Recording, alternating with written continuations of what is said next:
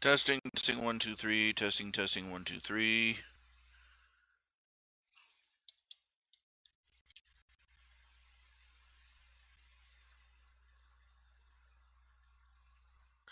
Testing, testing, 1, 2, 3. Testing, testing, 1, 2, 3. Testing.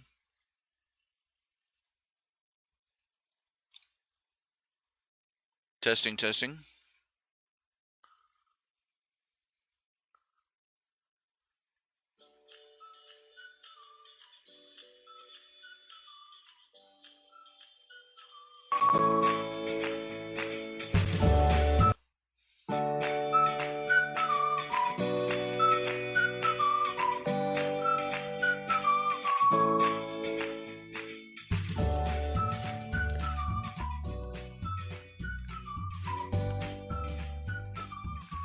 Hello again, this is RHJunior, RHJunior calling in, starting in a late show, about an hour late. I slept in, I overslept, that went well. Coming to you live now with Spleen Squeezins. Yes. How y'all doing, how y'all doing? Gonna be working on today is that it is turned over in the month, and I have to finish up the desktop of the month for my Patreon subscribers, patrons, that is.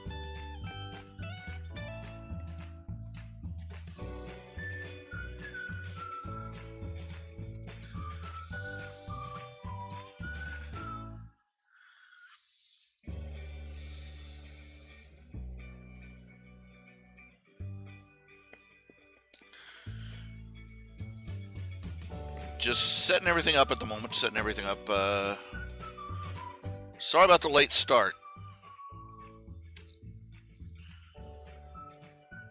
But here I am. Okay, let me finish Facebooking and Twittering this.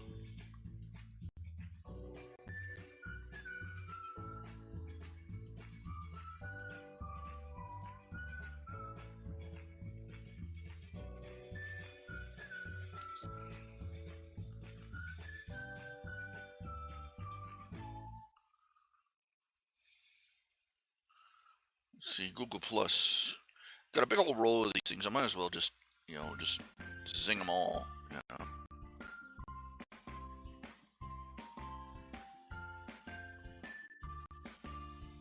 Share blogger. No. Reddit. Did I use Reddit? Is it any good?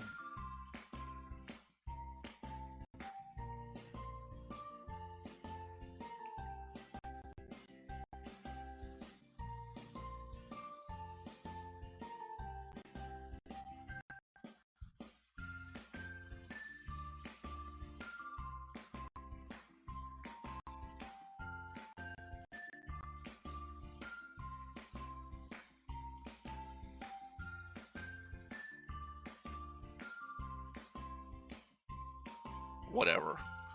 That'll do it.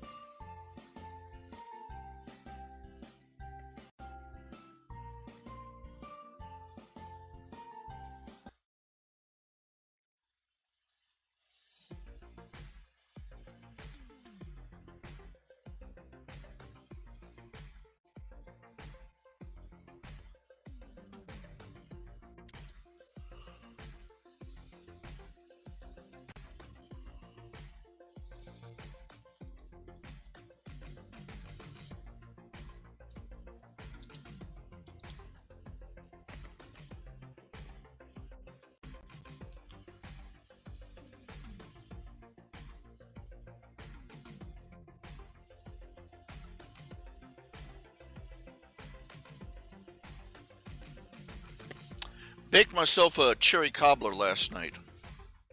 Had a can of cherries and cherry filling, and it's very easy. Just remember. So one step, it's a dump cobbler. What you do is you mix together 1 cup of flour, 1 cup of sugar, 1 teaspoon of baking soda, one teaspoon of baking powder, rather, 1/2 teaspoon of salt, 1/2 cup butter. That's about a half a stick of butter.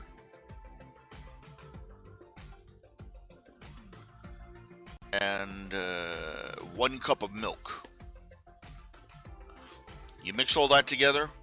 You pour it into a 9x9 pan, and then you just take the can of fruit and pour it down the middle. You don't stir it or nothing. Just bleh. And then you stick it in the oven for 1 hour. 1.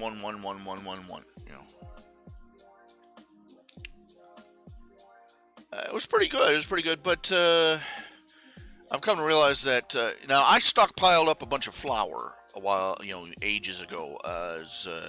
Bought one of those jumbo bags of flour, industrial sized bags of flour, and sealed it up in a couple of plastic tubs.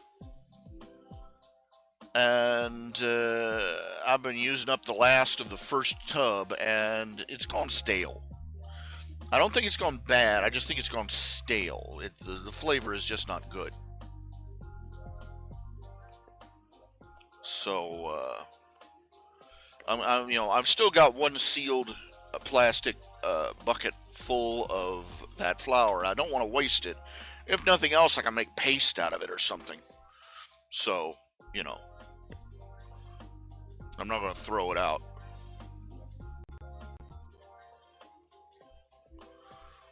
But flour doesn't keep long. It doesn't keep forever. It'll keep for a couple of, for a year or so. But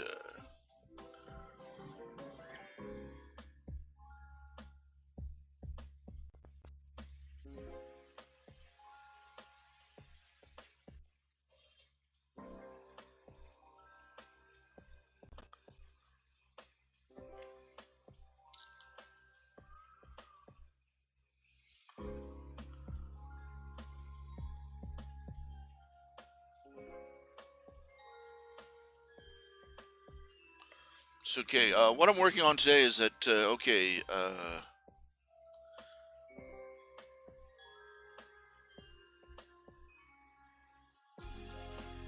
come on, computer, boot up. Sitting here looking at me.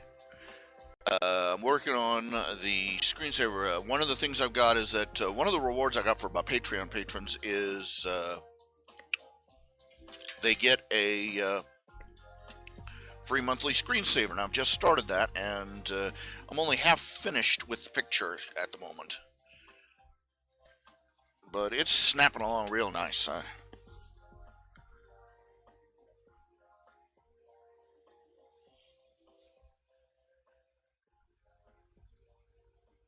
Recent. I'm trying a more paintbrush style approach. Seeing what I get with that.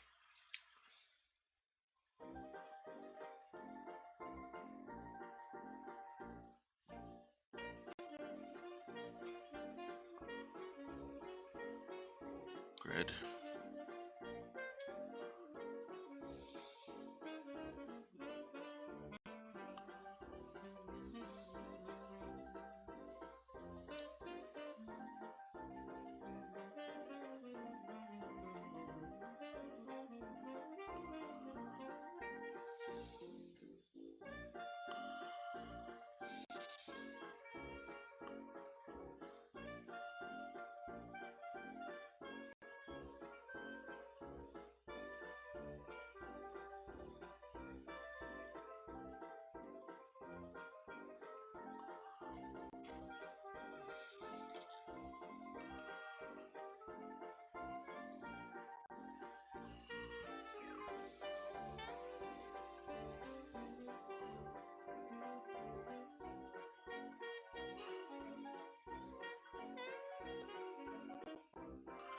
I gotta remember to stop using.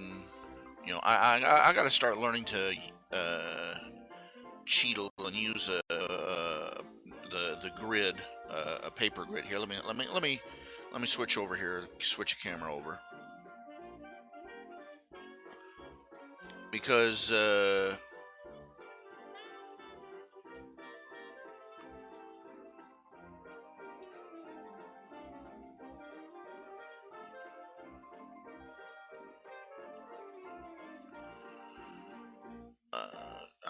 I can't eyeball it very well, and it shows.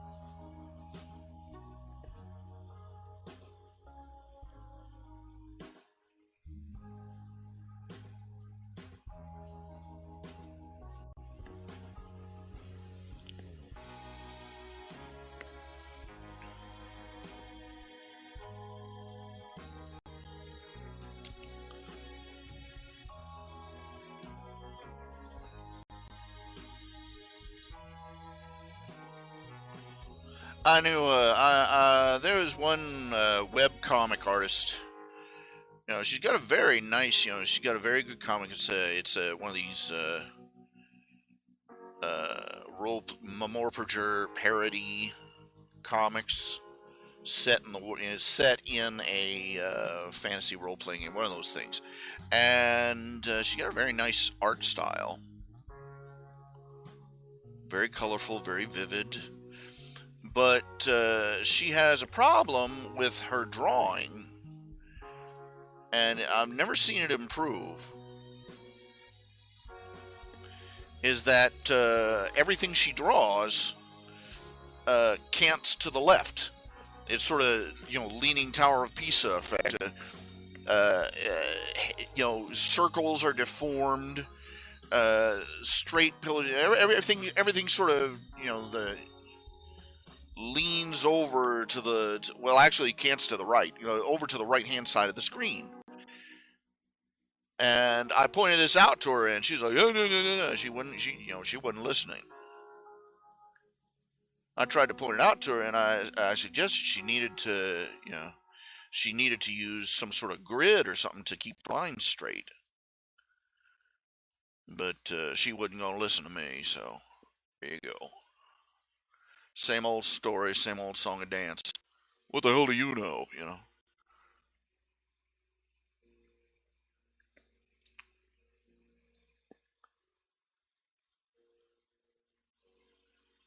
Well, she was more polite than that, but, still. And she still draws that way. All her characters look like they've been squashed down and shifted to the right. What I mean by that is, here, let me show you. She's, instead of a circle, instead of a circle like this,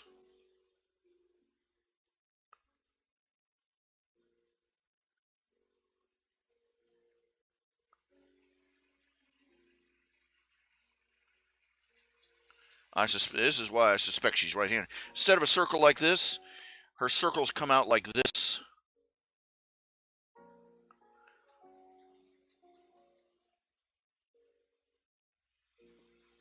And that's why I think that she might be left. That's why I'm pretty sure she's left-handed. Because, my drawing, same thing, same problem.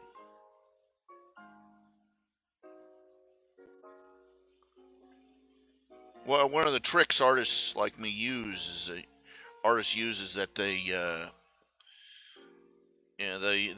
they'll mirror image.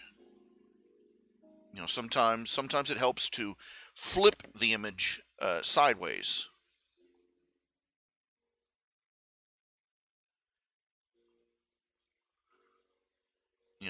Get a mirror reversal of it to see how it looks.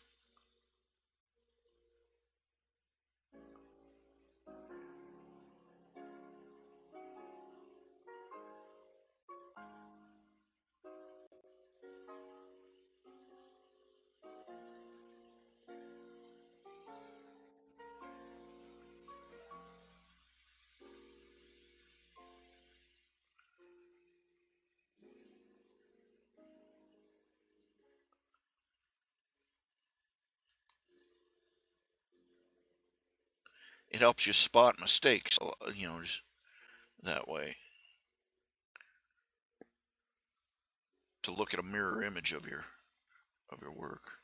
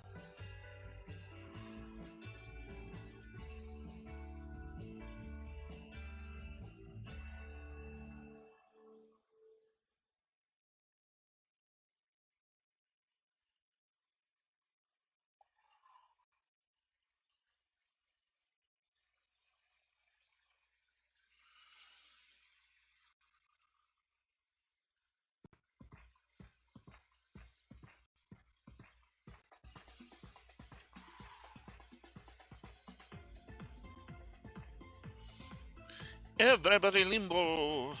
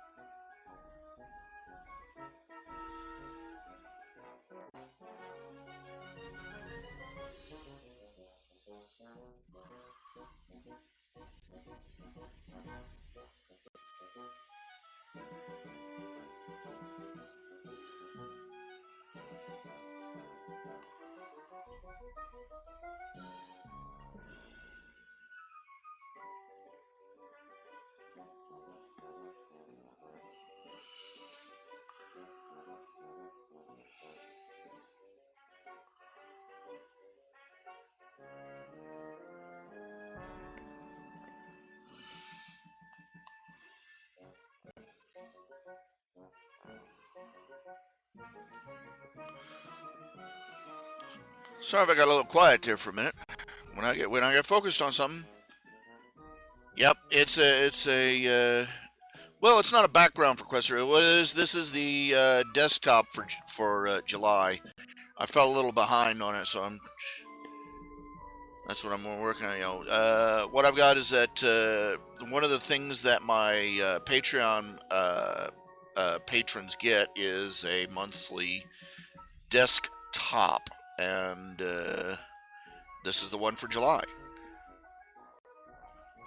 I think over the next day or so, I'll be working on this one for July and the one for August.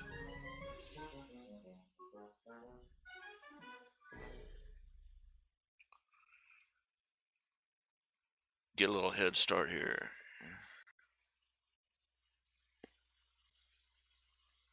Trying a more painting style approach.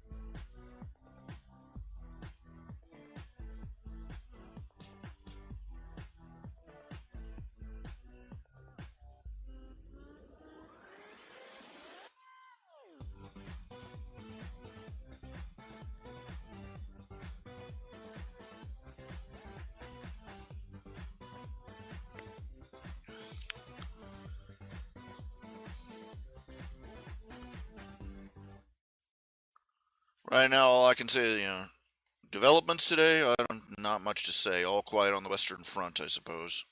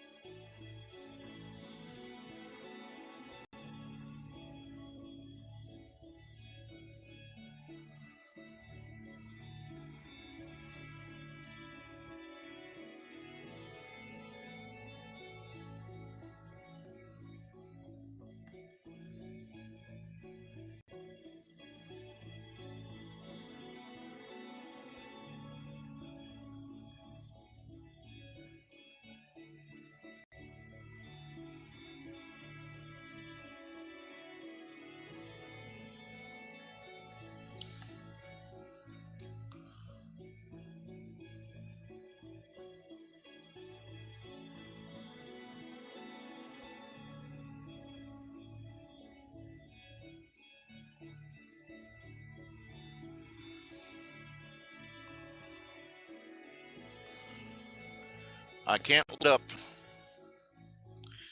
I have to keep reminding myself I cannot let up.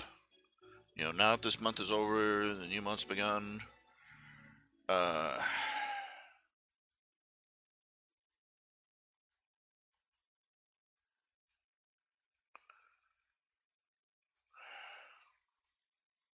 I barely made it through this last month. And I did it largely by dipping into some funds that I was not supposed to and I could not really do very wisely. The money that was set aside for the print run of the the print run of the probability bomb. So I've got to work towards building that back up, setting that aside.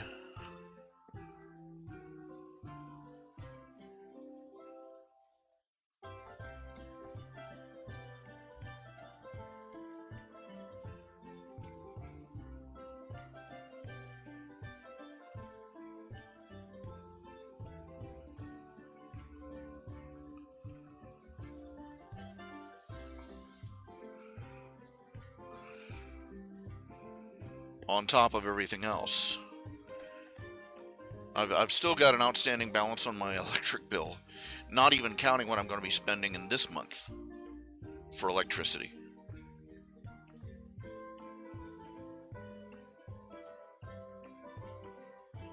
So things have not really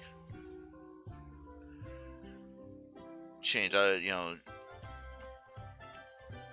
I managed to get a stay of execution basically at the end of this month. So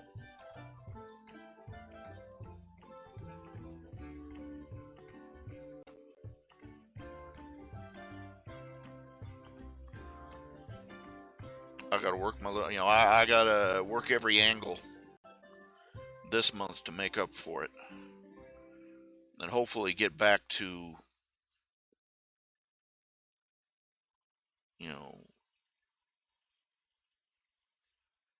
back in the black and in everything square.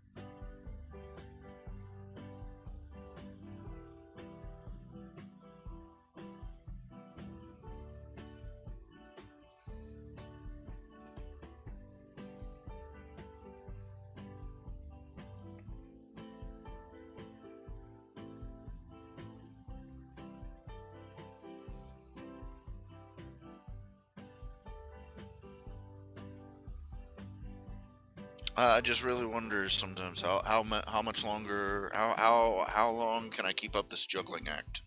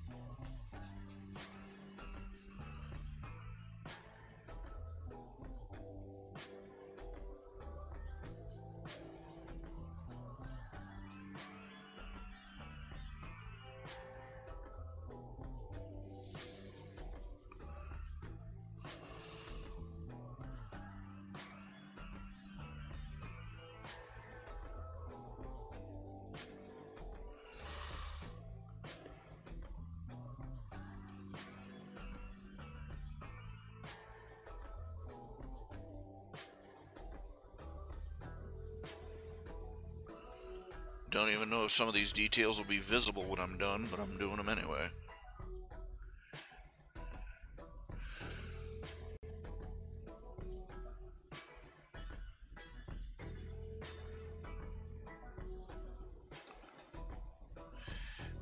The flying castle idea, you know, the trope is so popular in fantasy, the flying castle.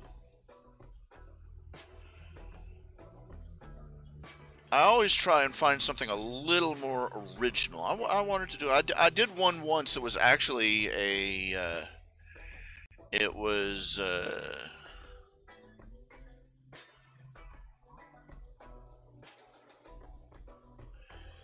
It was inspired by an Escher print. Instead of being just a castle floating in the air,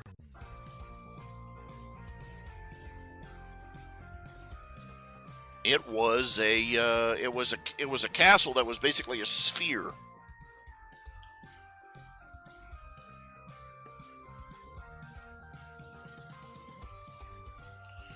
With the turrets and the towers forming a geometric shape. It was this many years ago. It was just a sketch, but I've always wanted to read it. But this time around, it didn't really strike me as what I was looking for effect.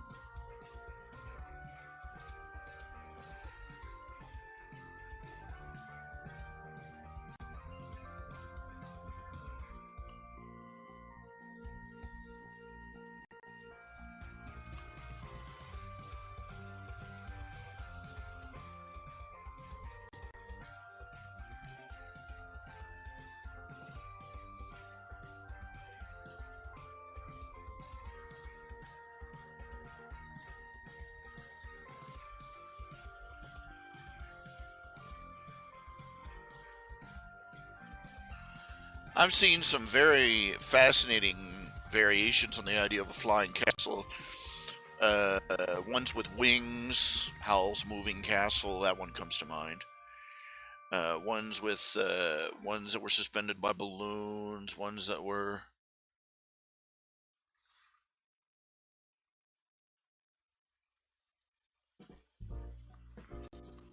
Uh,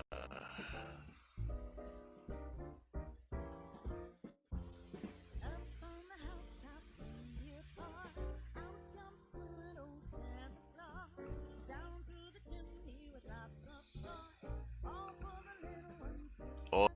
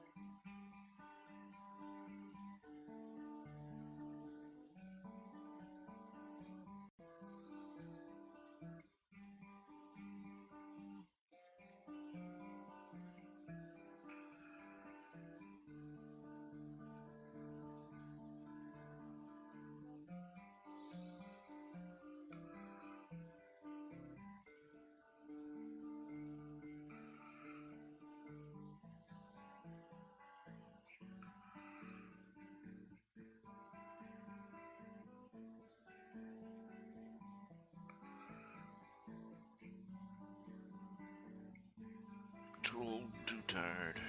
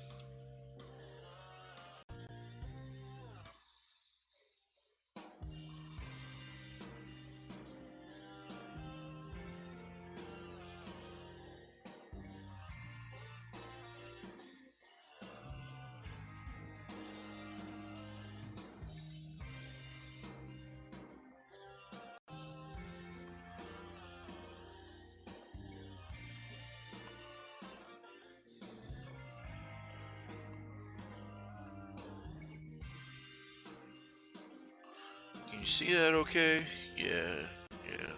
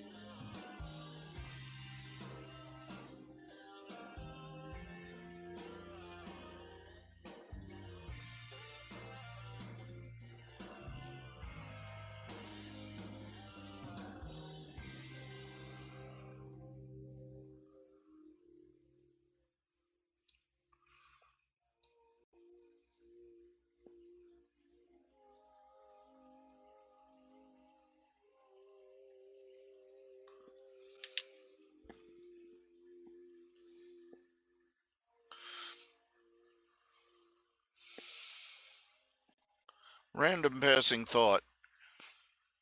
You know, when it comes to sounds animal makes, there's some animals that just basically got the short end of the stick. Uh, I mean, you take the wolf. The wolf got cool sound. You know, the wolf got the cool sound, and you know, and the hoot owl, and you know, and all these animal sounds that everybody likes to listen to is, oh, can you hear? Can you hear the wolf cry to the blue corn moon? You know, all that crap. You know, and there are some sounds that are just so majestic and crap. But man, then you get to the fox. I've heard recordings of a fox's cry, a fox's bark, and it sounds like somebody stuffing a schnauzer into a trash compactor. I swear it does. Yark, yark.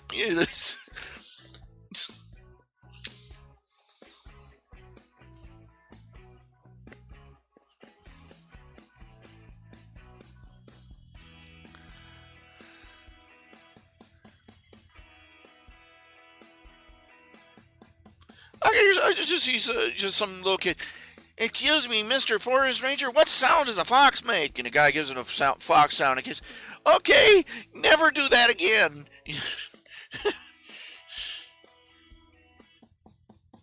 And then you got, you know, have you ever heard the sounds that an otter makes? I heard some sound. I saw a video the other day of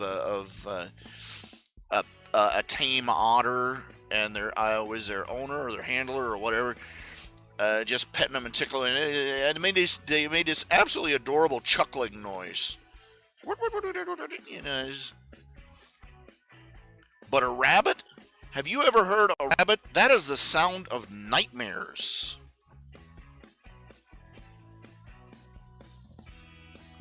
I kid you not.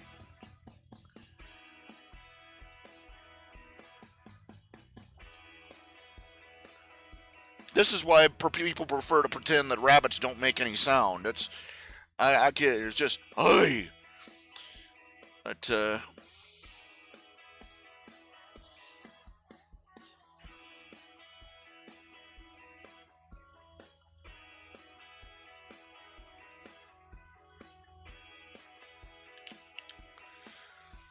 frighten the children kind of noises.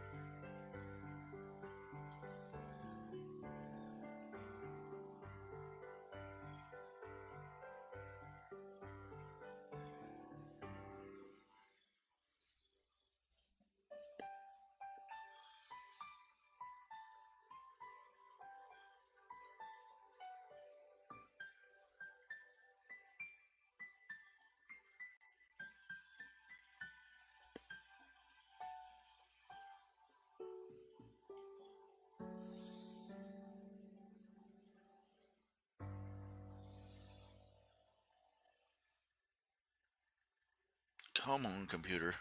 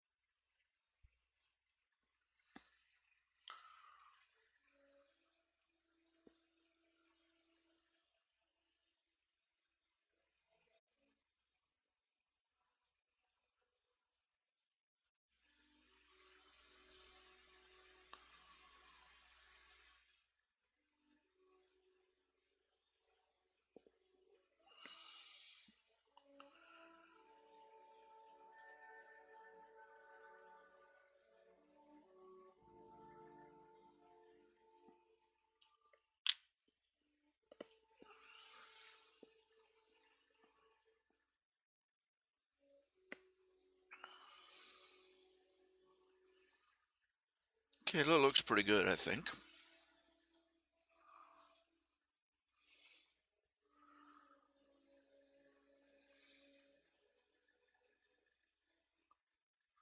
Okay, we've got, let's see who we got. We got 4 people in channel. One of them's me. We've got NetFox. We've got Lord Firebeard. We got Final Legend Zero. Ah, ouch. Hands are a little stiff.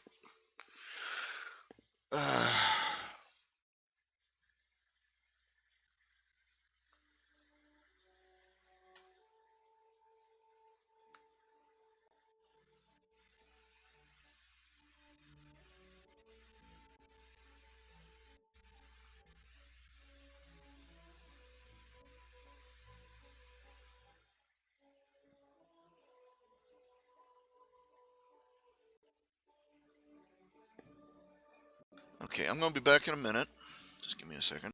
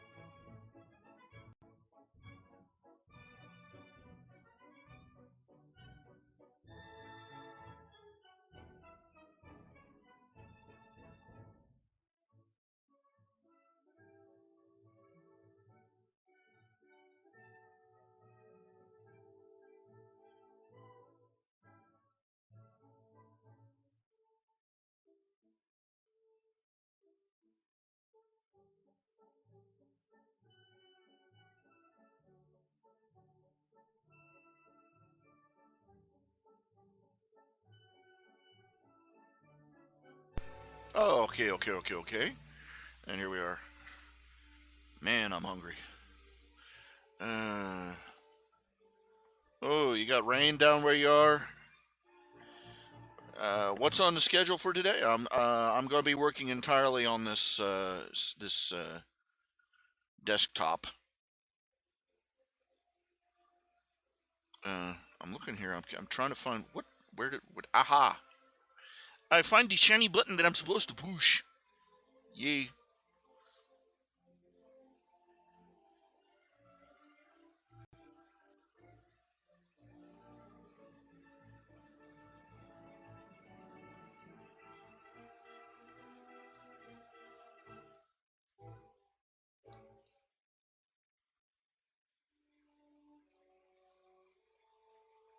Blum blum dum dump.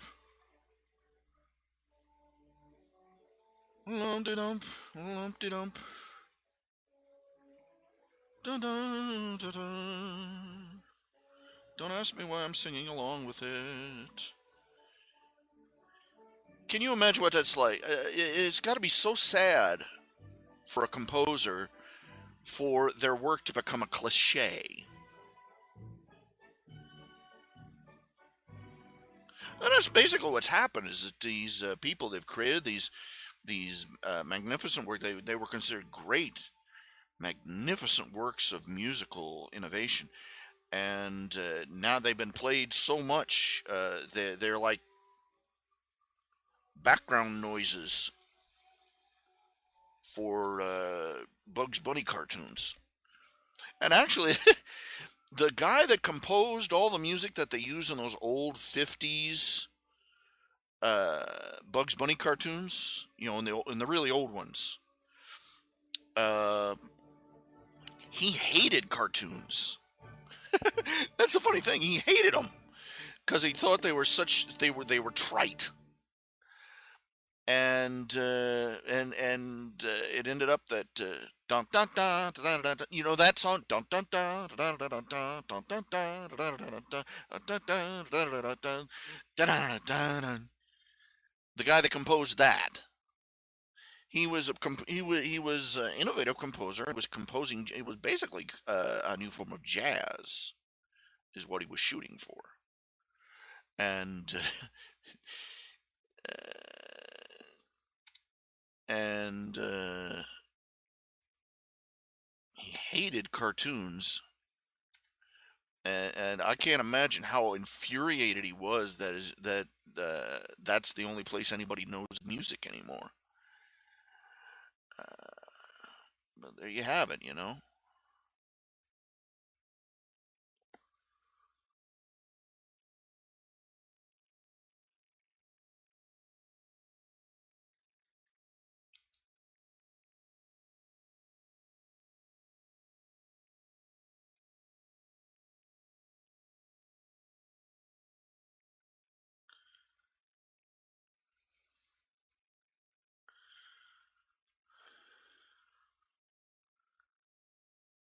And the music in the background stopped. What happened here? I'm not happy with this. You're supposed to repeat, darn you.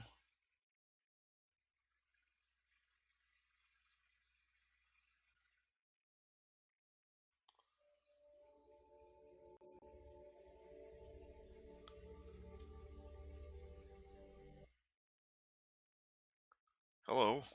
What happened now?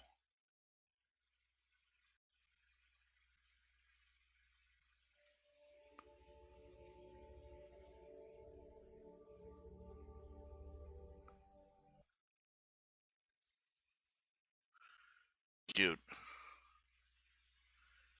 Be my luck the feed died.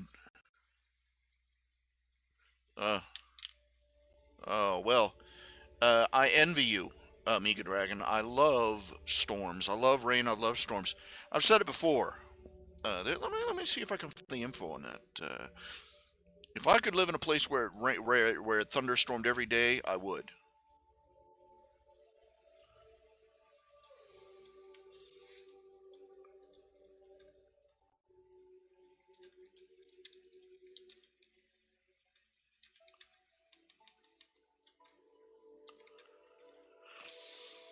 see, most thunderstorms.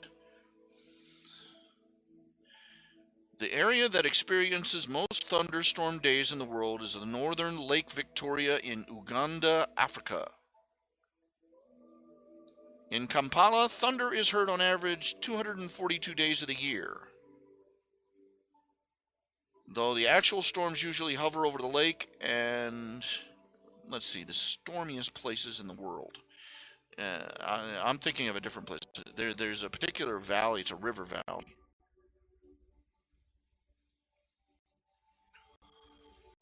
In America, the stormiest places are down in Florida and along the Gulf Coast, obviously.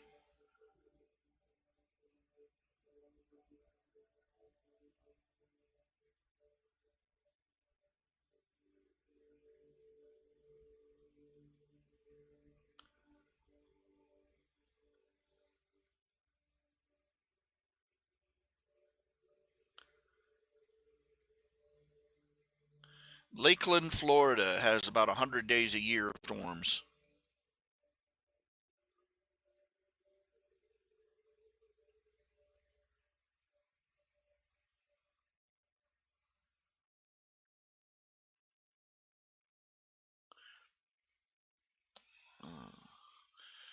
There's also a small northern town in New Mexico, a small town in northern New Mexico, rather, called in the Sangre de Cristo Mountains in Cimarron.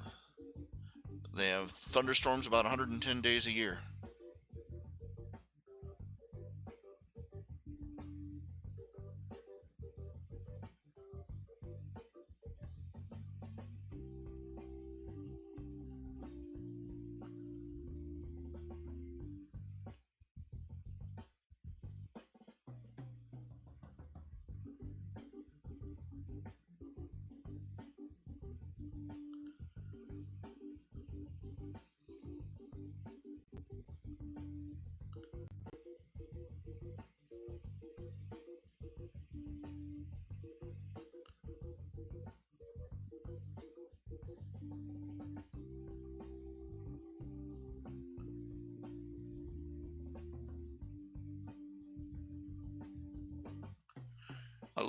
I love rain. I love storms.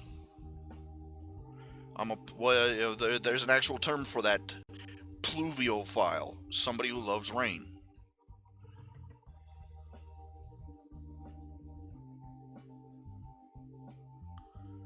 Which is kind of cool.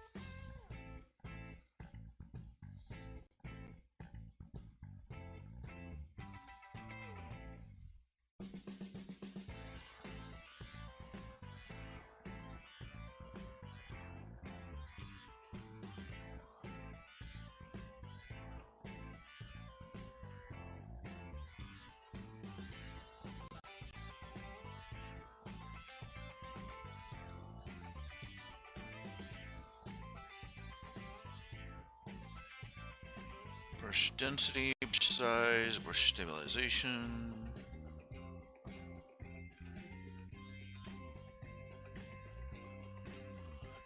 Let's paint some happy little trees.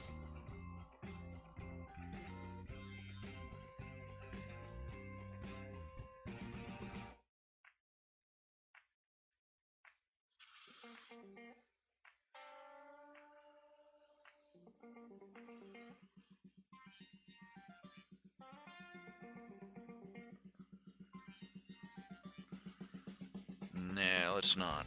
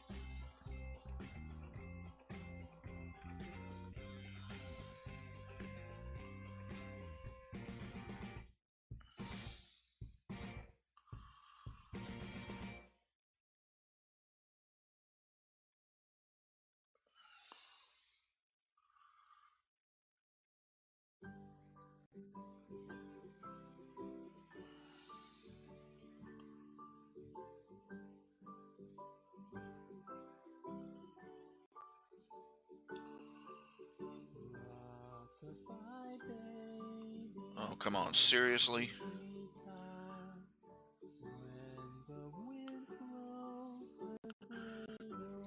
I want a random selection of music, and that's what I get.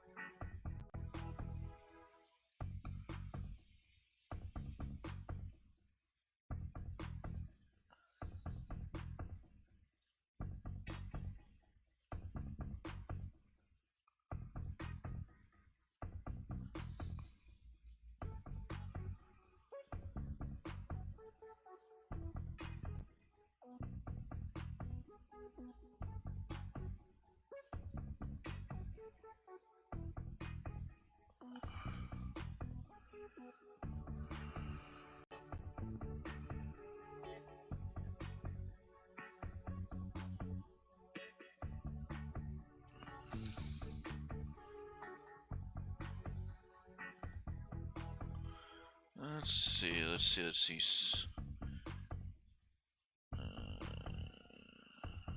Tools, okay.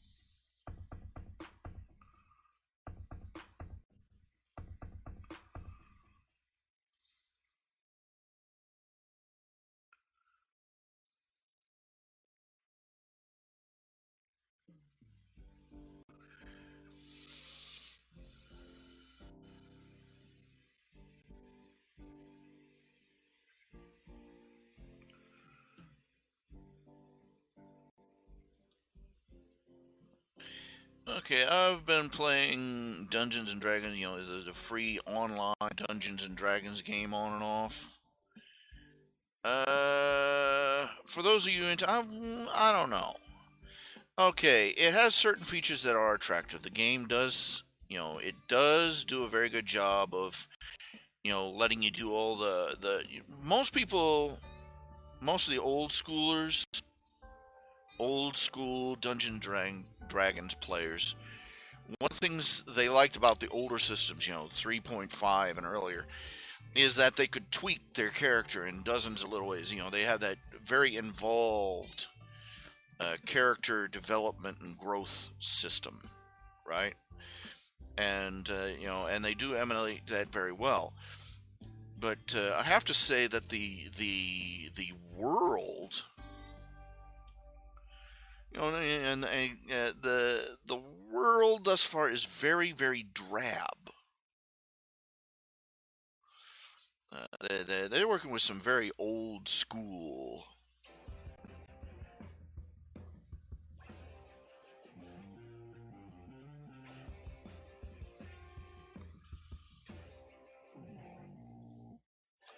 Very, very old school graphics. But the world is not very eye-catching, as it doesn't stand out from any of the other games. In fact, it fades into the background compared to most of them.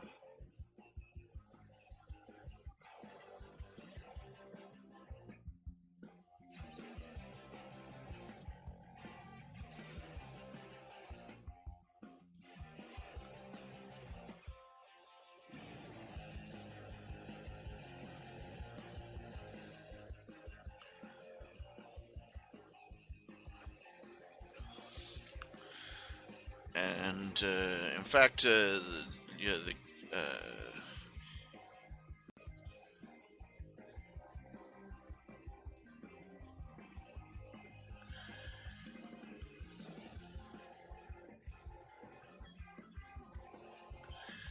well, it's just really not got the pizzazz of other games. I've been playing. I've only got my character up to like level 3.5, and that's a slow slog. At this point, usually you can get your character in one, just a couple hours. In most other games, like World of Warcraft, your character is up to level 5 within the first hour of play. Leveling up in this game, though, is a slow crawl.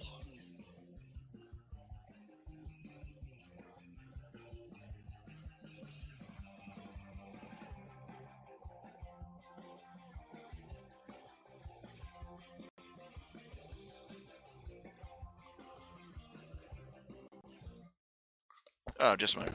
Come in. Be back in a second. Oh, hold on here. Let me turn around here. Oi. Hey, how you doing? Same as always. Fair to middling. Trying to beat the average. Okay, you need me some sign. You forgot the receipt? Here, let me sign something here.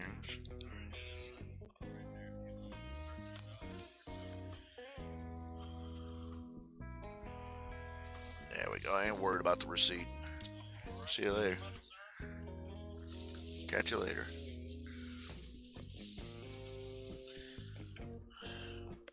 Got myself a little lunch.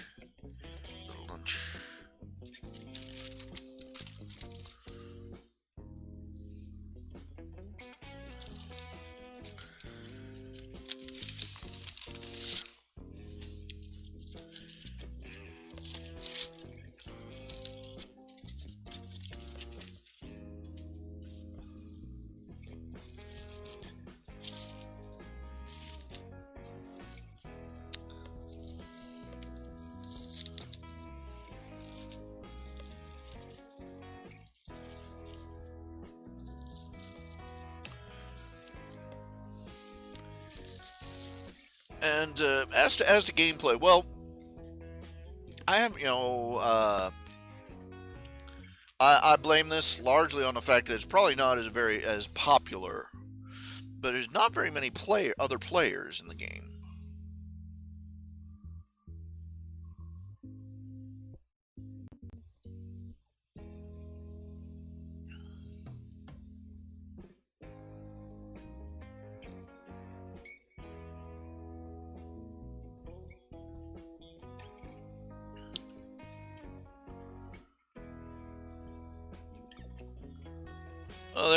Well, there's a few floating around, but nothing like World of Warcraft, for instance, or uh, uh, WildStar, or several of the others.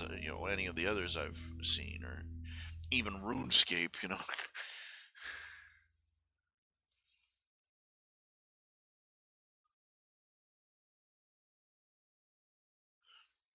You usually see tons of people starting out in the opening areas, and you don't see that here in Dungeons and Dragons.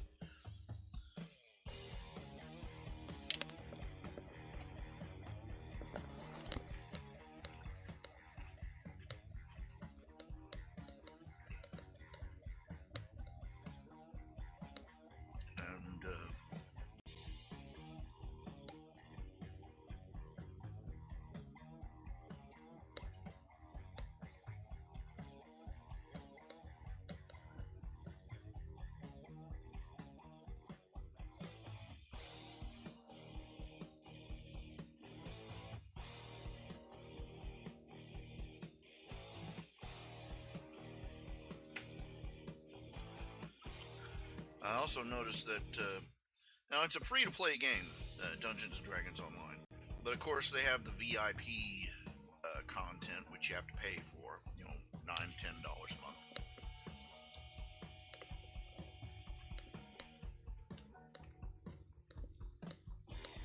That seems to be the go-to model.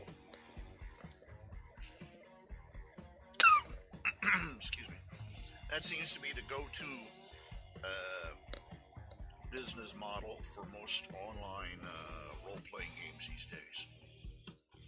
But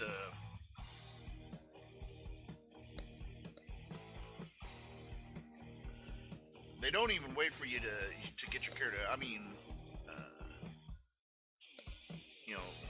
my character's like level 3, and already there are all these areas all over the place where you need premier content for it.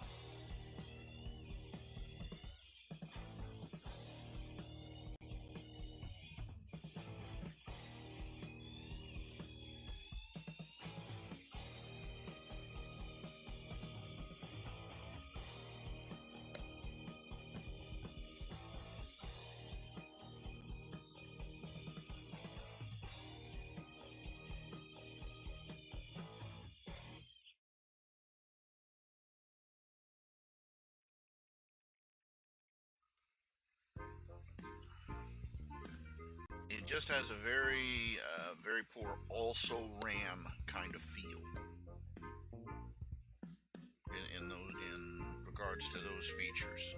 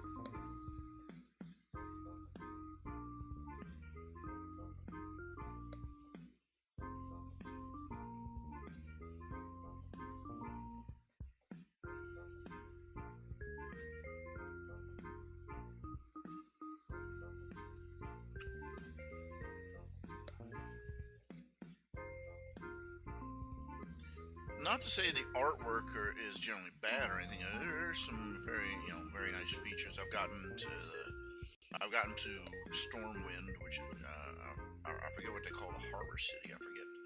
I've gotten past the starting zone. I'm into the. But anyway,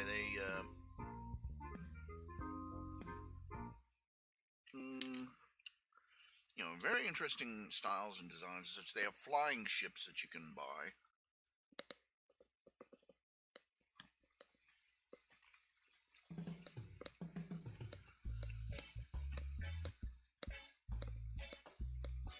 But the graphics themselves, very clever ideas on that regard.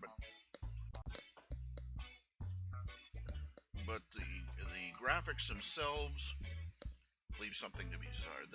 They're drab, highly detailed, but the colors are so drab.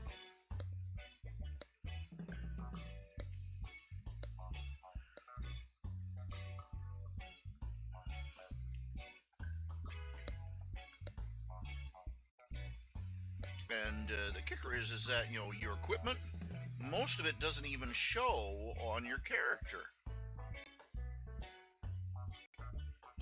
You buy these capes and gloves and boots and goggles, don't even change. There's only you can only see the helmet and the armor that your character wears, the breastplate, and chest area, and everything else. I guess I'm supposed to use my imagination to imagine what it looks like on my character.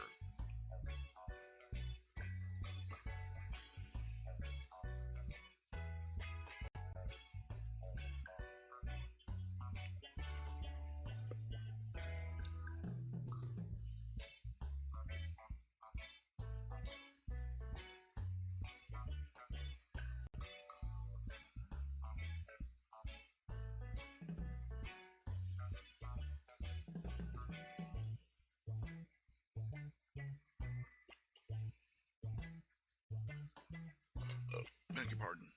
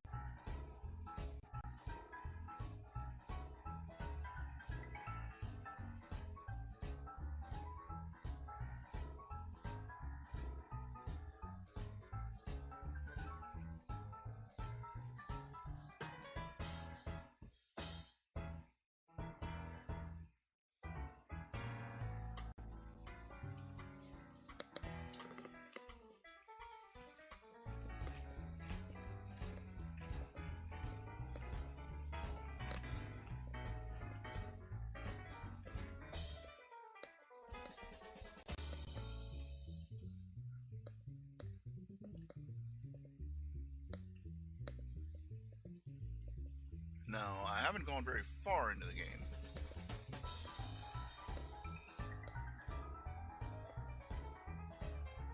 And I'm playing solo. They do have guilds and all that, guilds and teams and everything else. Haven't really gone that far into it. So it may improve with time. There may be features and attributes I haven't seen yet. But this is my first impression.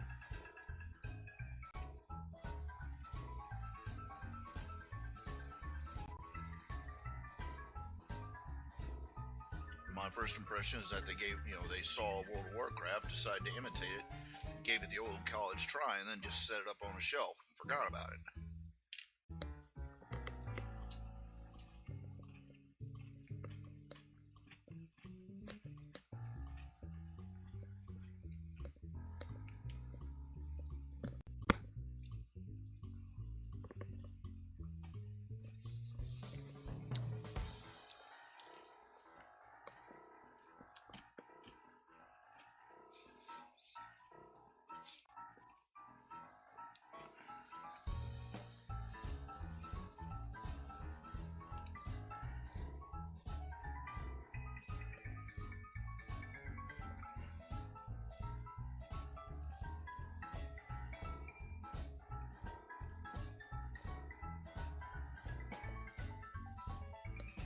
Well, I've only really played version 3.5e, the tabletop game.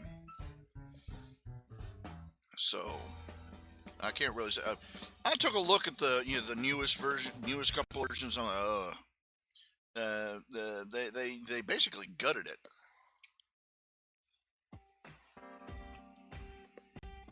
And you get the impression they obviously dumbed it down. It looks like, to use the phrase used by most people, is that they dumbed it down for the World of Warcraft generation.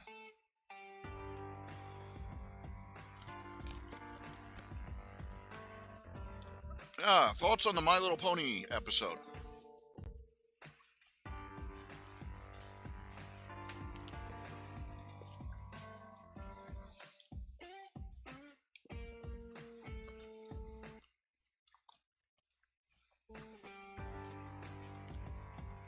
First thought, okay, we get it. You're annoyed with the fans nitpicking. Really. If you don't, but my response is to the writers: if you don't want the fans nitpicking, don't pull things out of your ass.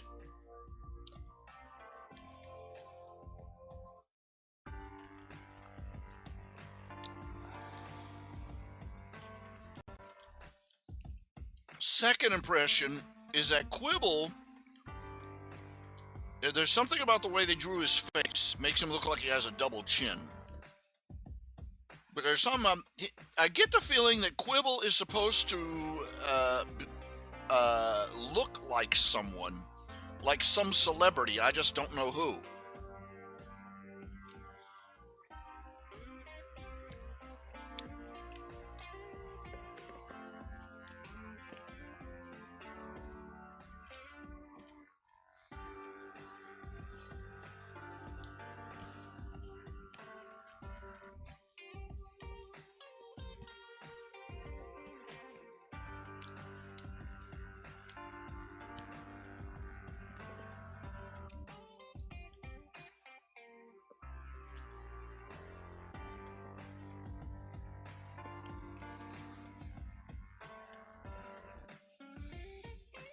Now, for a minute there, it looked at the start of the episode.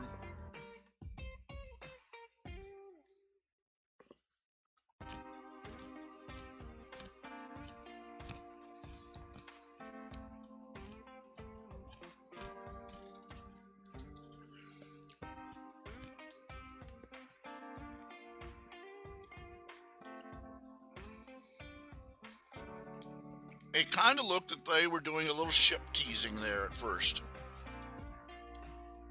Rainbow Dash fanatic, fangirl fanatic bumps into a fanboy fanatic, and they start hanging out together. Was that only me? Was I the only one that saw that at first? And yeah, I get the thing where Quibble and Rainbow Dash, they're two different sides of the fan. You got the fans who just gobble up anything that the franchise produces, and then you get the ones that are old school. course, the Shipties fell through like a lead balloon once they started squabbling over which version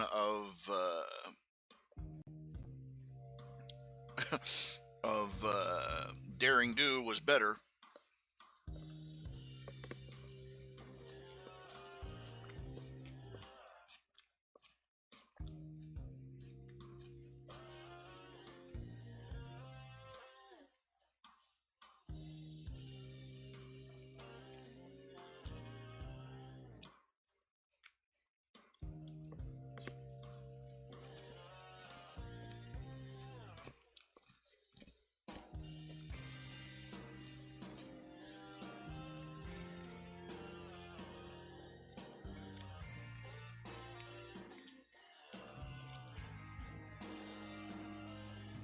And in reflection, in retrospect, Rainbow Dash as a fangirl, it makes a lot of sense for her character. Because Rainbow Dash is a kind of Rainbow Dash has always been the kind of character that obsesses over trivial things. You know, she's always, she forgets the mission because she gets obsessed with which of whether she or Applejack is the better athlete, or she'll and she's got that obsessive personality trait that most fans have. That capacity for losing perspective.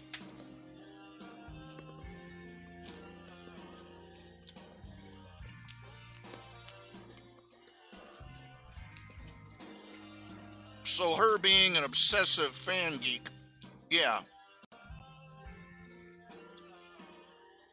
it actually matches her personality.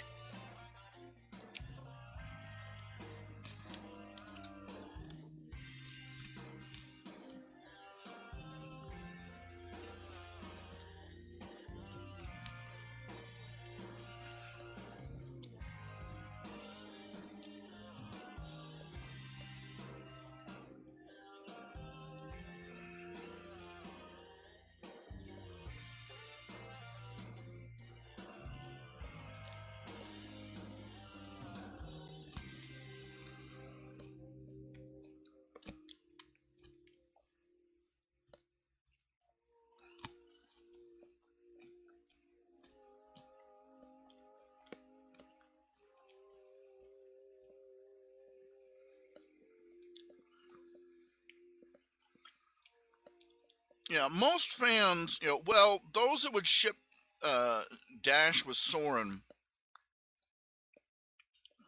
they're going on three things. They're basically going on three things when they ship Soren.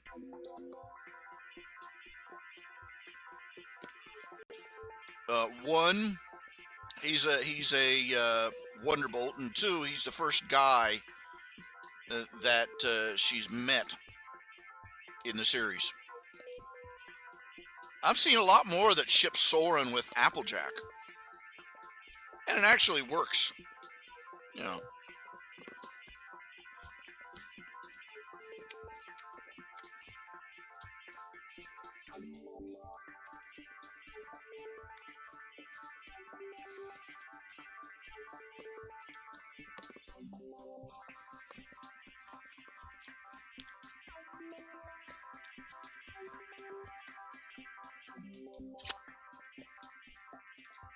Now, if Rainbow Dash and Quibble were to really hit things off, it's because they have more in common. Not just their interests; they're both into Daring Do, but they both have that they both have that flaw, that obsessive streak about it.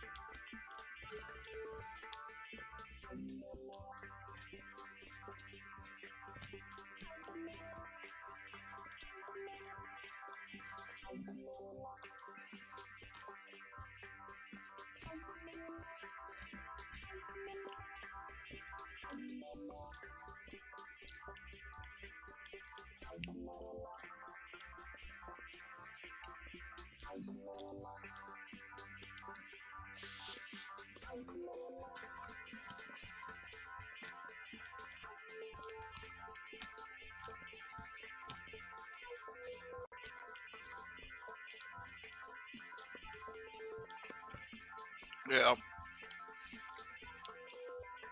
Rainbow Falls.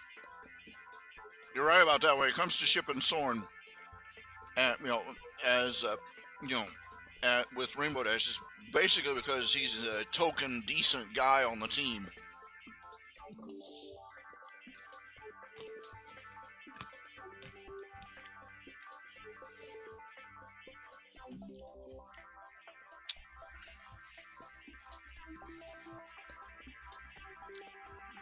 The writers really didn't think that through. They just a big mistake they made with the Wonderbolts. And instead of making them somebody for Rainbow Dash would actually look up to, they made them into a team of jerk jocks.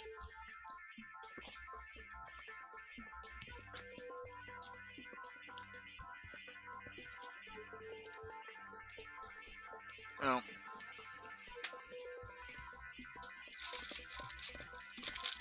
excuse me.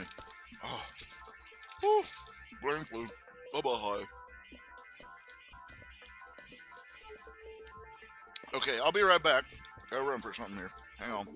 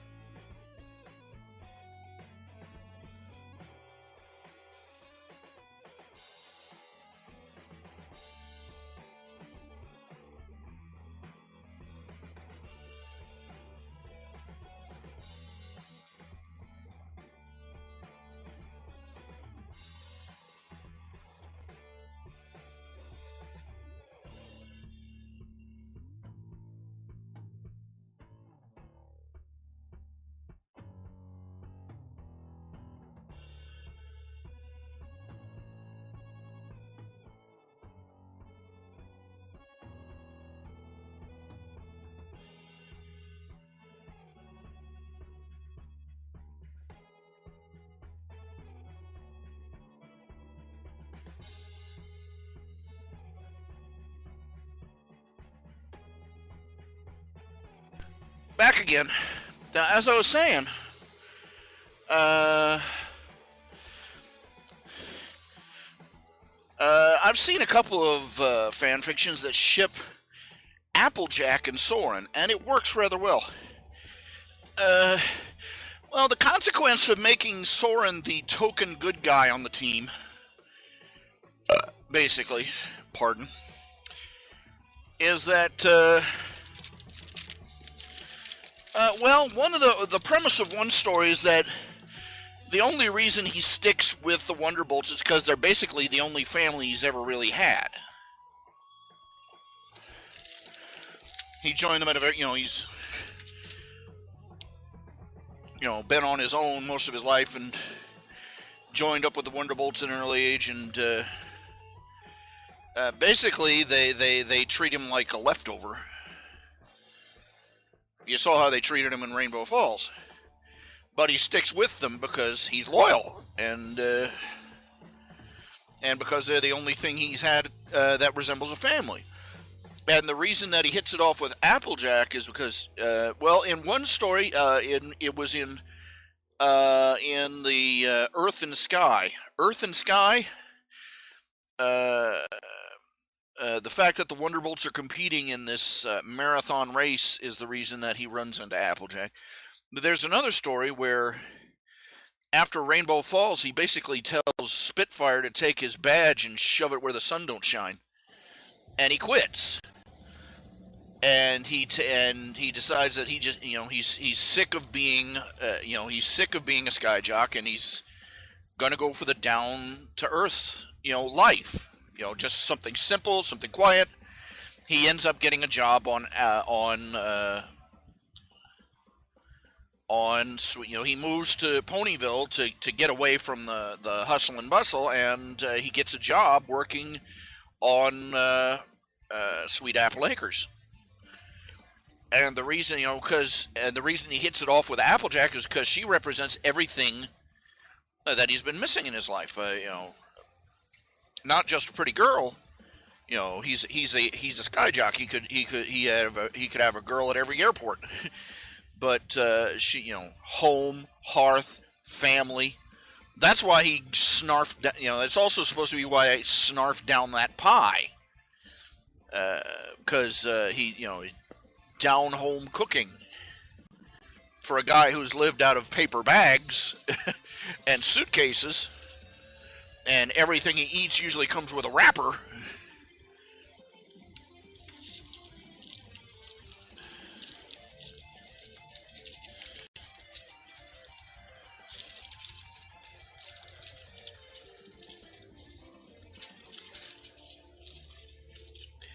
Anyway,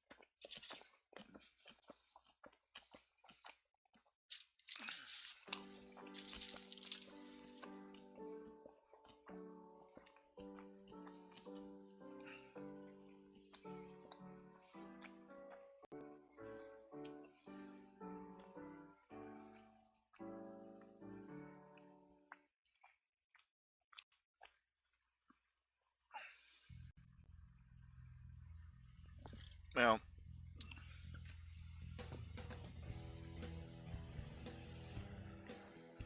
what I was saying is that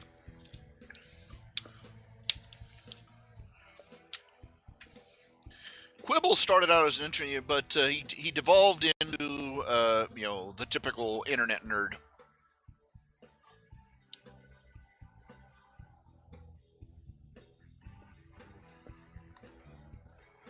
Could I see Rainbow Dash and Quibble shit? Maybe, I don't know. I don't think so. But maybe.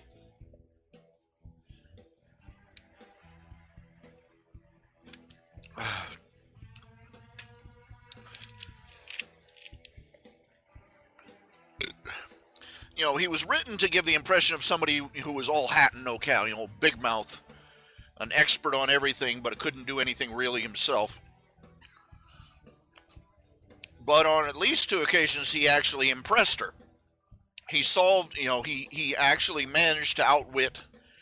He managed to outwit the villain's mooks. He broke them out of that puzzle lock in a matter of seconds, and he solved the puzzle of the temple. So that implies that crouching moron, hidden badass. He's got some certain qualities, that he can think on his feet.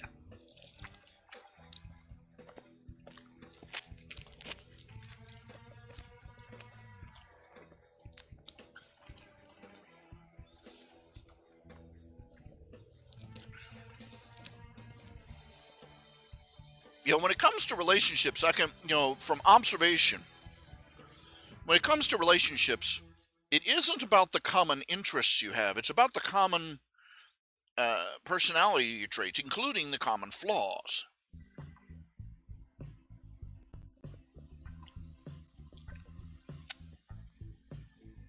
The personality attributes, positive and negative.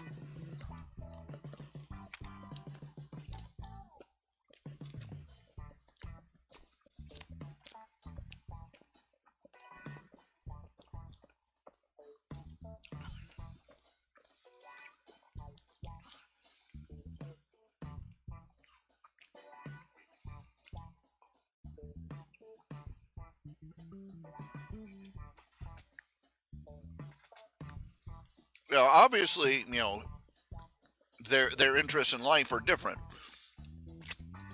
Rainbow Dash is now a Wonderbolt. She's an athlete.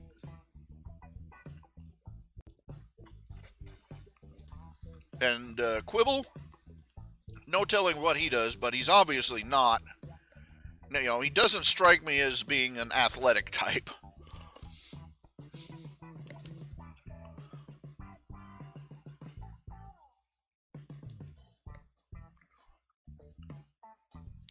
But they have a lot more in common than that. Underneath the superficialities, they both have that obsessive personality.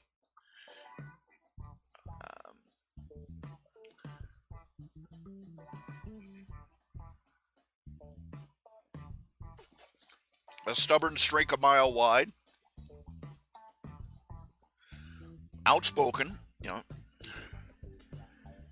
so possibly.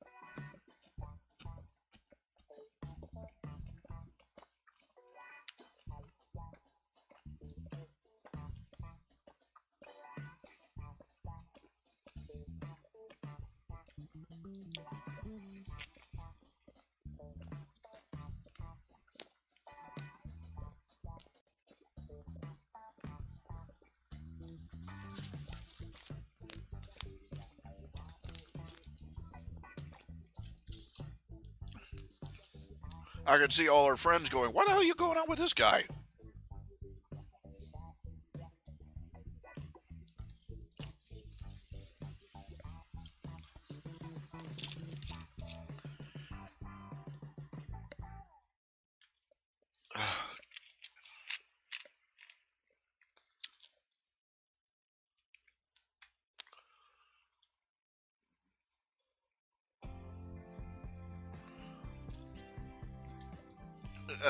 Well,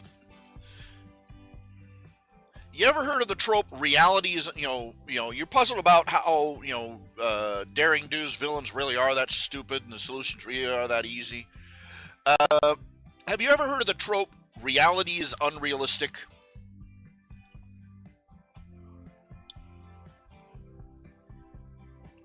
There is a mile-long list of examples where if you heard the story, if somebody told you some of these things, you go, yeah, this is, you wouldn't believe it because it's too ridiculous.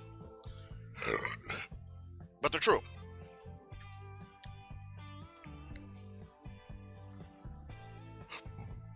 Pardon. I mean, think about it. You think villains, the villains that, that Daring Do faces are too stupid to be real? Have you seen some of the stories about America's most, America's most wanted stupid villains, stupid criminals? I remember hearing about one guy who robbed a bank and tried to make a getaway by getting on a bus.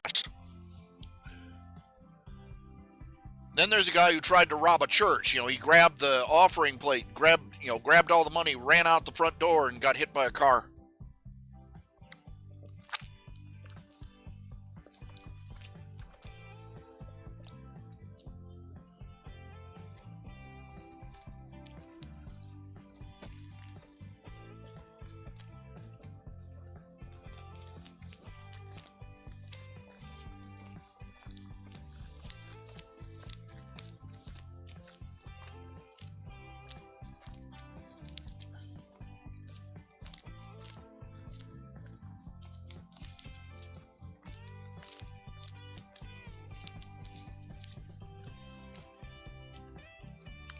If you read some of the things that happen in the news every single day in the fiction section, you would throw the book over your shoulder as too unbelievable.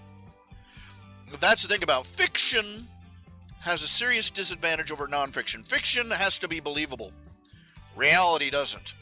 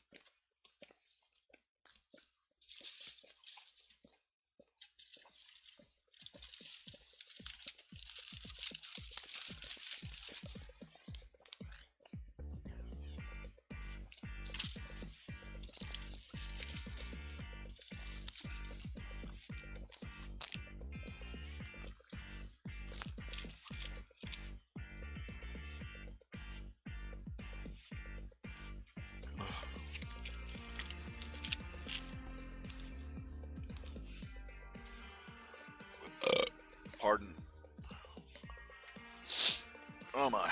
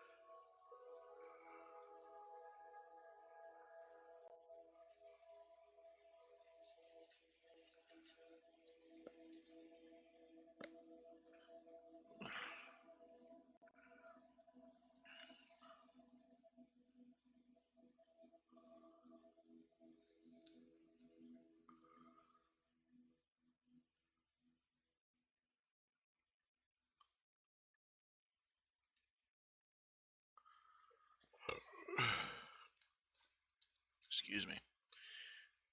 A bit burpy.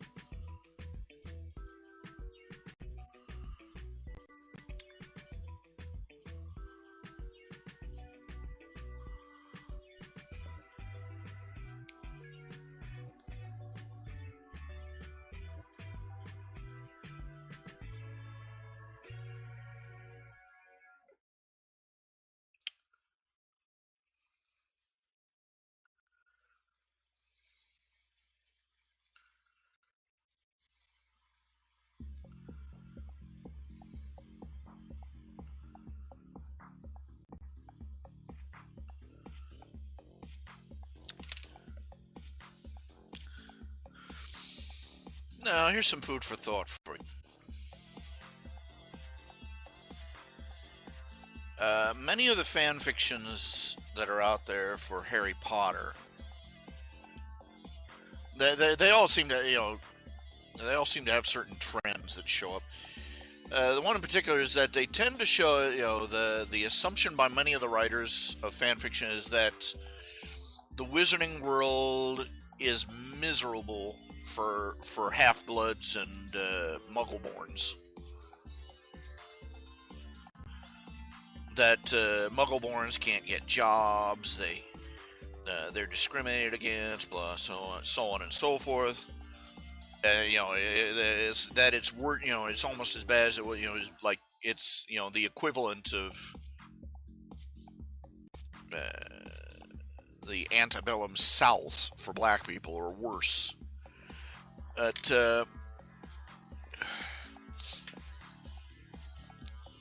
I have to ask, does that match what we see in the books?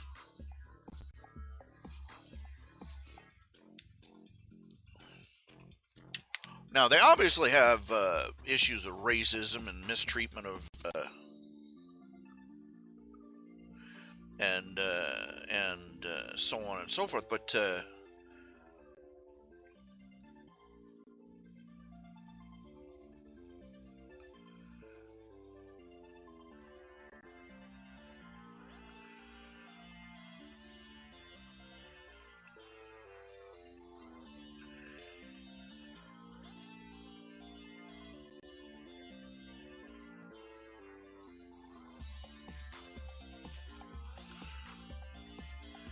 I don't think it does. I don't think what we see in the books paints that picture.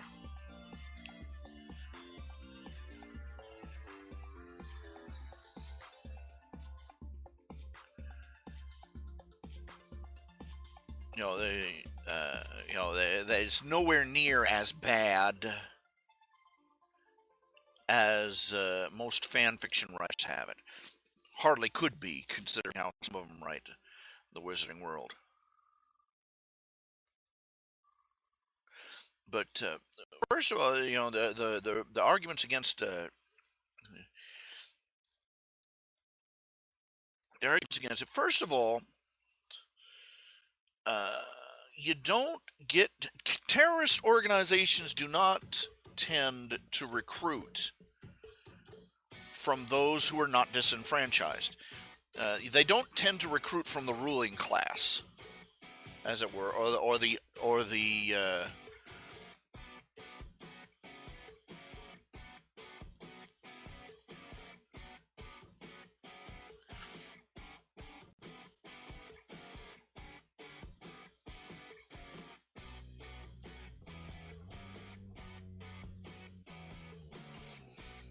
they tend to recruit from those who believe themselves to be disenfranchised.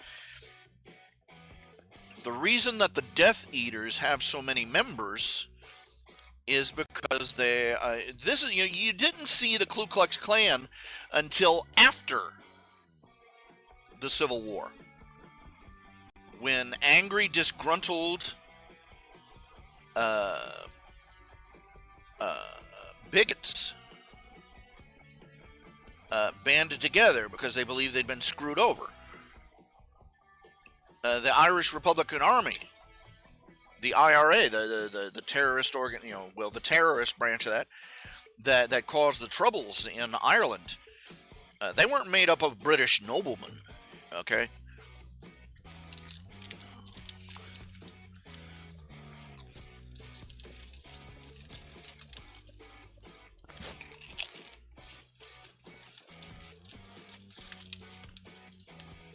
The ranks of the Death Eaters in the books were made up of purebloods.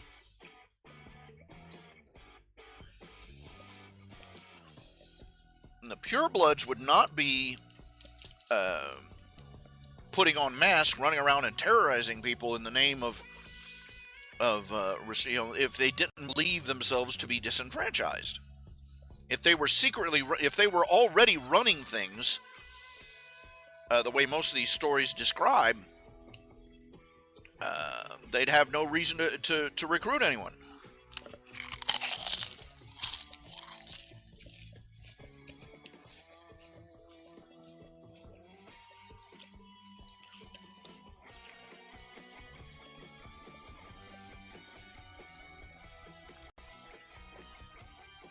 Second of all, taboos. Let's consider our own country. It takes the word. It used to be perfectly common to use this word and in casual conversation, especially in the South. Nigger, N-I-G-G-E-R.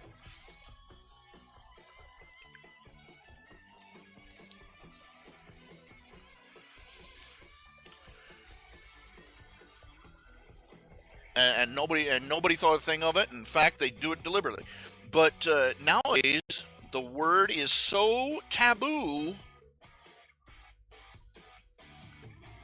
especially for a white person to say. The word is so taboo that it actually takes a conscious effort to say it, even academically.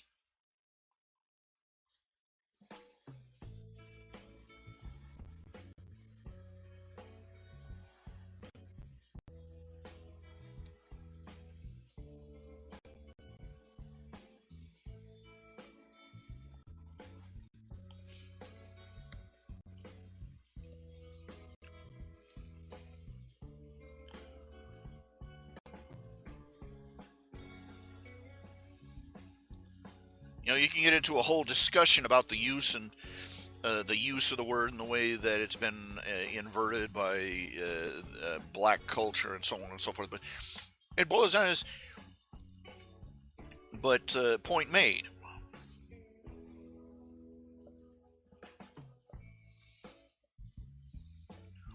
Now, in the books,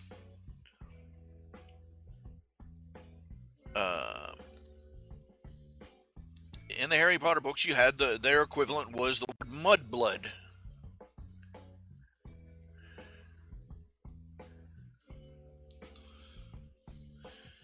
Which was an insult against anybody who wasn't, who had Muggle parents.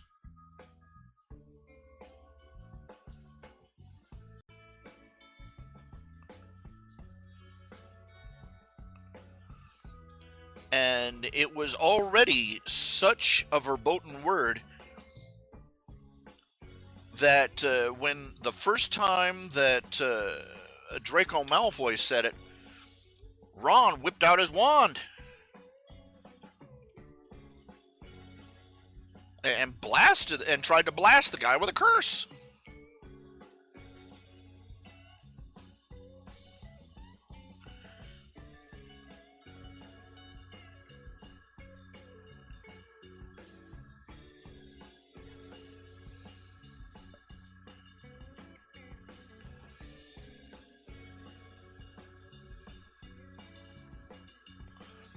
That says to me that culture has come a long way from accepting casual racism. I would put them at somewhere late 60s, early 70s as far as the race issue goes. Quote unquote race issue.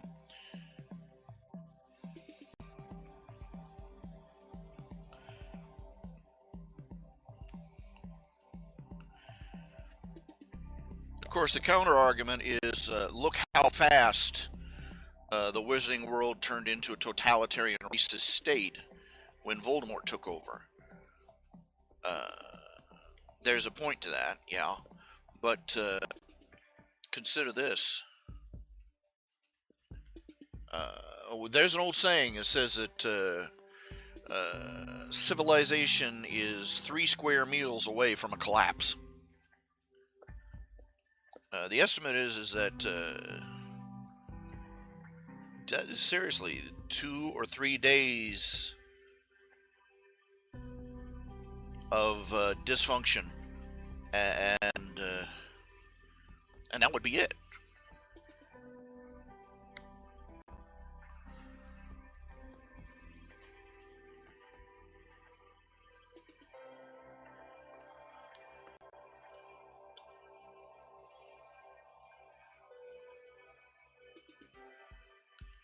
and keep this in mind, when the Nazis took over Nazi Germany, they had a lot of groundswell support, but in truth, they had they had maybe they were like maybe 1/10.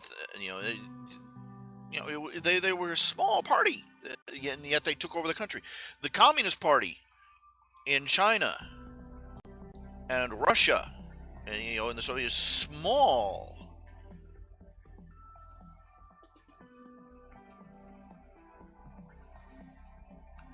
Portion of the population, and yet they turned that entire country into a hellhole.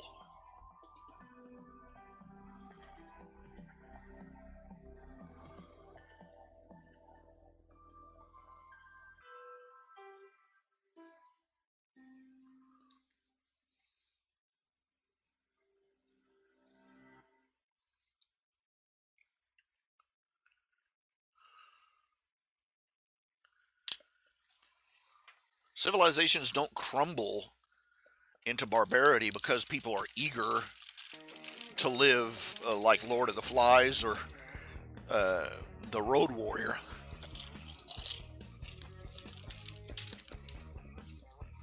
They collapse because civilization is fragile. Even the best civilization. Maybe even more so because they're living up to such a high standard.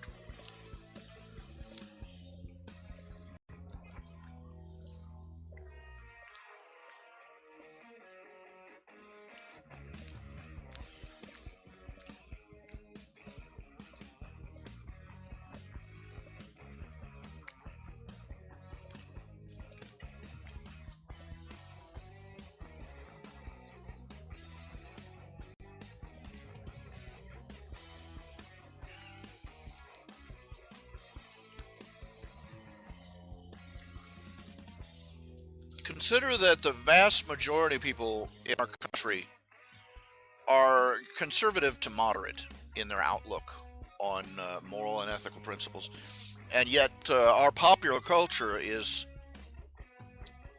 dominated and our press, our popular culture, our entertainment, and our educational institutions are dominated by people with leftist ideology. Why? Because they knew to take the high ground. When they came in, they wanted to change the world, and they were going to do it one piece at a time. So they took the most important pieces, our media outlets.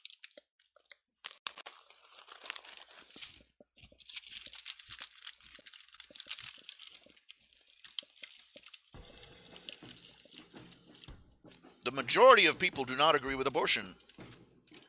The majority of people, vast majority. In fact, the last estimate is that 80 to 90% of the population say that there should be some sort of constraints, legal constraints on abortion, at the very least. And yet we have unrestricted abortion in this country. The vast majority of people in this country are Christian, and yet we are being tyrannized by secularists and militant anti-theists.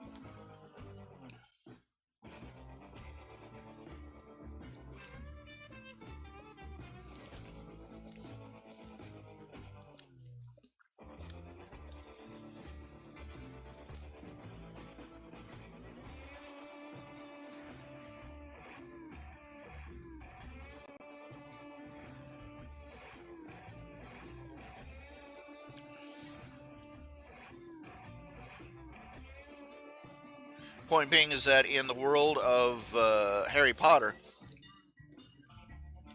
it wouldn't even require their culture to be inherently racist or prejudiced against uh, uh, you know anybody not pureblood. It would just take them being overrun by people who are.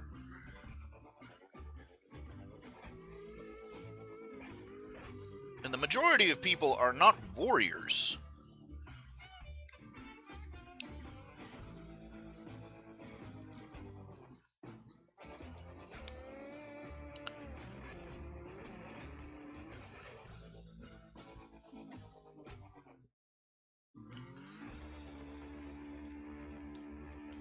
They cannot, most people, we're not, P.G. O'Rourke once put it this way. He said he was driving to work one day with, carpooling with a friend of his, and they had to drive past another one of these leftist protests in Washington, D.C. People, yabba, yabba, yabba, out in the street waving badly lettered signs and making a nuisance of themselves. He said he looked over at his friend and said, "Why aren't conservatives out there protesting like this?" The guy looked over and said, "Conservatives have jobs. Conservatives generally have jobs, families, obligations, duties. It takes some serious problem. It takes an issue starting to infringe on those duties before a conservative can justify going out and marching in a protest, for instance, or making a political nuisance of themselves."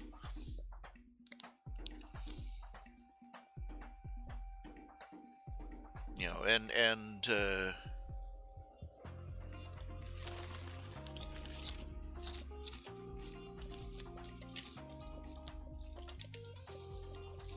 most liberals, all they have for life is the issue.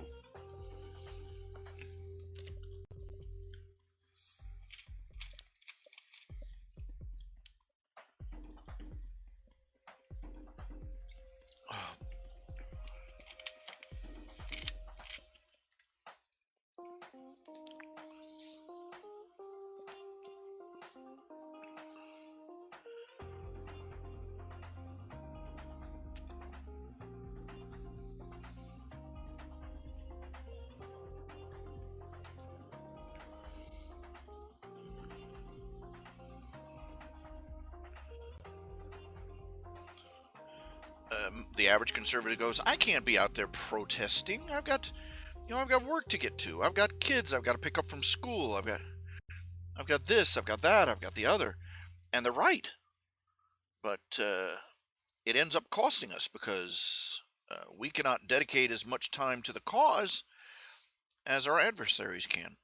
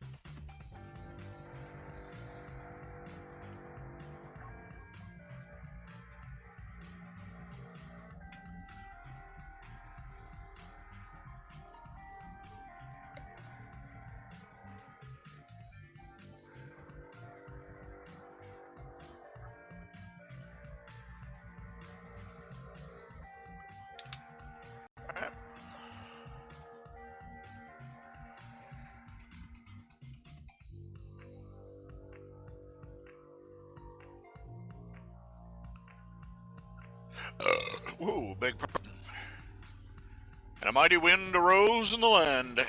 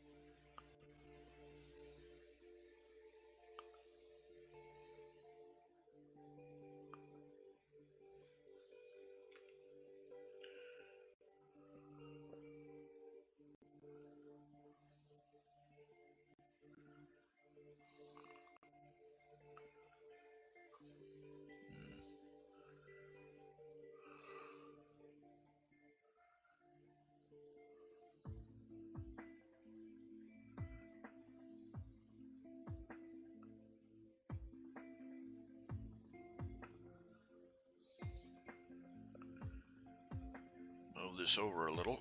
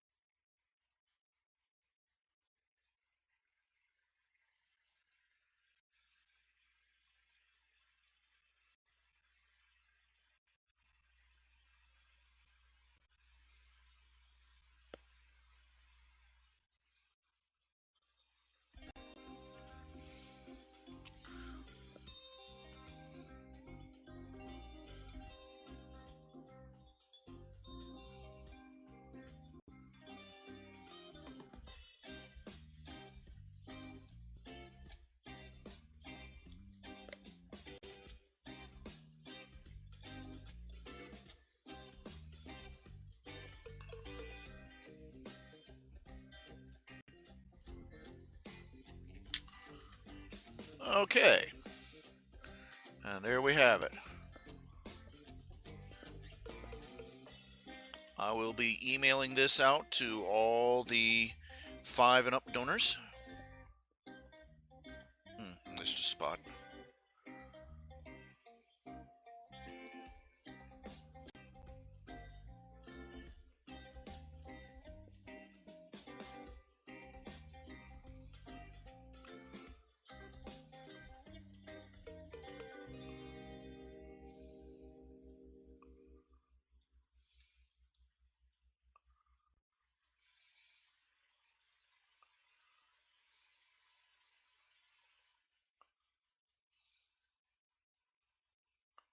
There we go.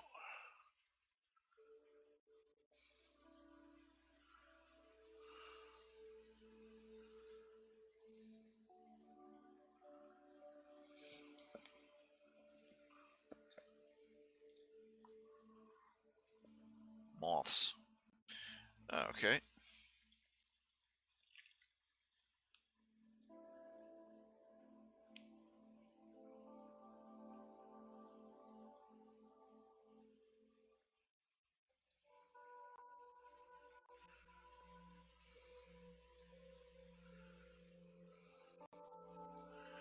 Save it as a ping file. I can't believe people are actually still arguing whether you pronounce the GI format GIF or GIF. Like, who cares?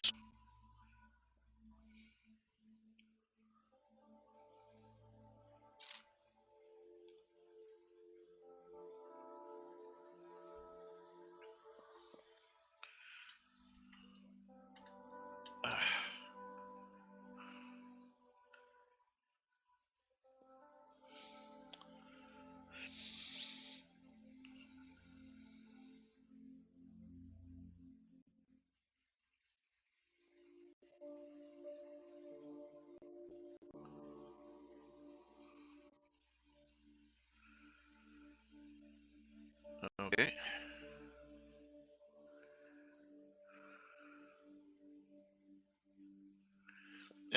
It's not a. It is a desktop, which I shall be distributing to my Patreon patrons for the month of July. I have to start up a new one for August. That's the thing. Everybody who donates above a certain level gets a free monthly desktop.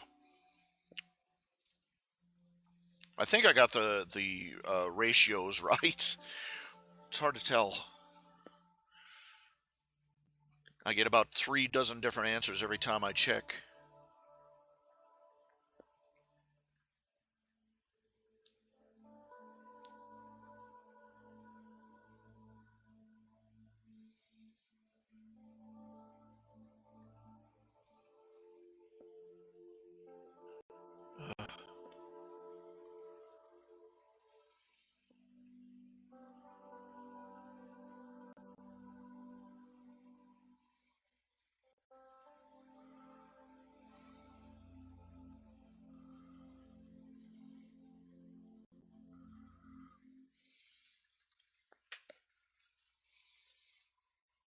All right.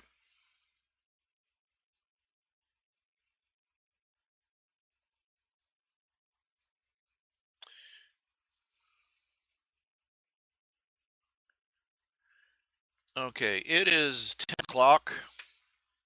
I'm going to call it a night for tonight.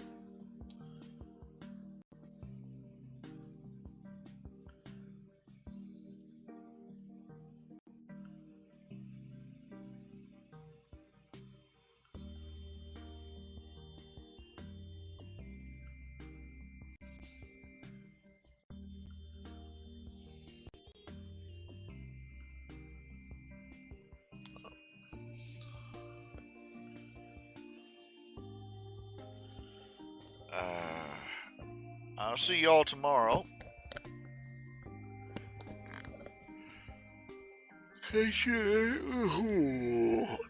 Beg pardon.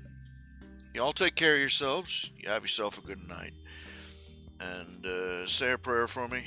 because God knows the need. Say a prayer for yourself. We all need all the help we can get. God watch over us all.